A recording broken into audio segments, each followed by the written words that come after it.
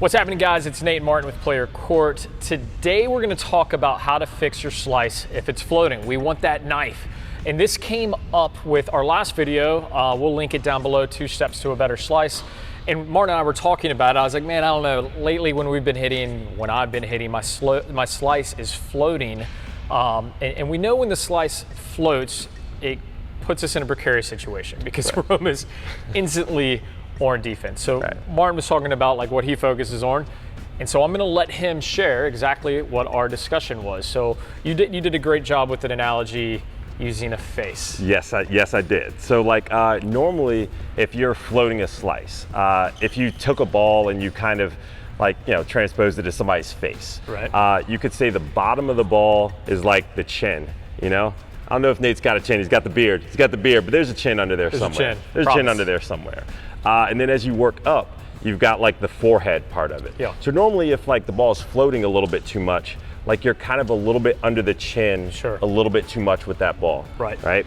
When you would prefer to be a little bit more on top of it, a little bit more, you'd at least like to think a little bit more of the forehead here when you're making contact. And I think this is important because so much of what when we're learning tennis, it's technique driven. We think about what's behind us. We think about a lot of different things other than just the contact. So, whether we're too far in front, too far in back, those things get missed because we're so worried about what's happening on the back end, getting the elbow up. So I'm gonna let Martin take this away. We're gonna let him teach this lesson to you. We'll jump into some demo mode and talk through what the contact should be and why the ball is floating and how to fix it.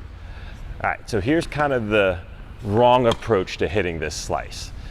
You can see like I'm hitting right on the chin, getting right underneath that ball, and it's kind of starting to float a little bit too much. And that's not quite like what you normally want, like with that slice.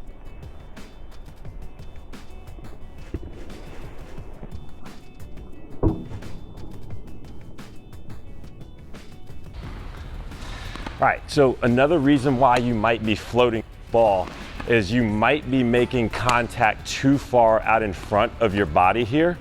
And so you kind of feel that if you're making contact way out in front of your lead foot and you're stretching, that ball is really starting to float because it's hard to find like the forehead on the ball if you're way out in front of it here. It's pretty much impossible to like let the string stay on top of the ball there.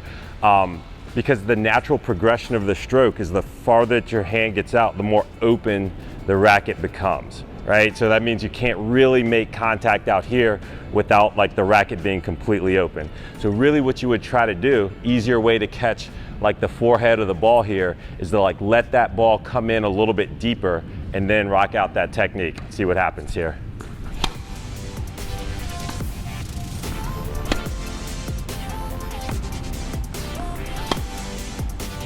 So normally you'd prefer to feel like you're a little bit more on top of the ball.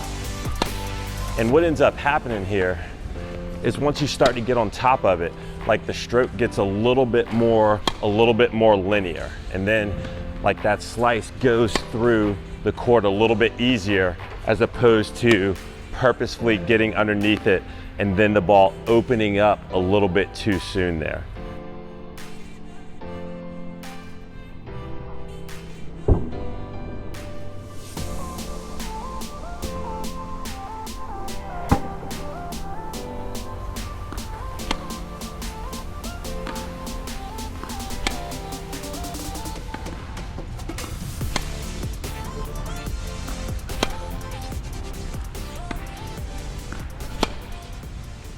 All right, some big takeaways. So in summation, what are they focusing on out there, Martin? I think the main things you're looking for here are making sure that you're not too far underneath the ball. So you're gonna try to put a little more emphasis of staying on top of the ball there. Yeah. Right? So forehead, right? More forehead, less chin. Yeah, more forehead, way less chin, right? Like I don't have much of a chin, but like way less chin. Yeah.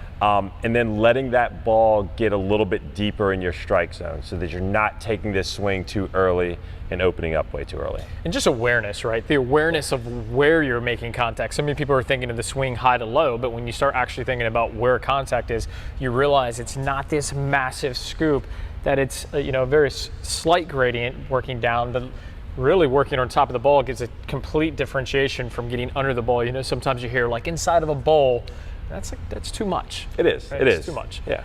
All right, guys, thanks so much for watching. If you enjoyed today's video, if you enjoyed Martin's instruction, hit that like button, ring the bell so that you never miss a Play Your Court video, subscribe, all the good stuff that helps the company an absolute ton, helps us get more videos to you. And in return, in the link below, in the comments, there's a link where you can try our platform absolutely for free. And what do? We link you with players in your area for practice or for match play, and you get all of our instruction based on your skill level. Hope you guys enjoyed it today. We'll see you soon.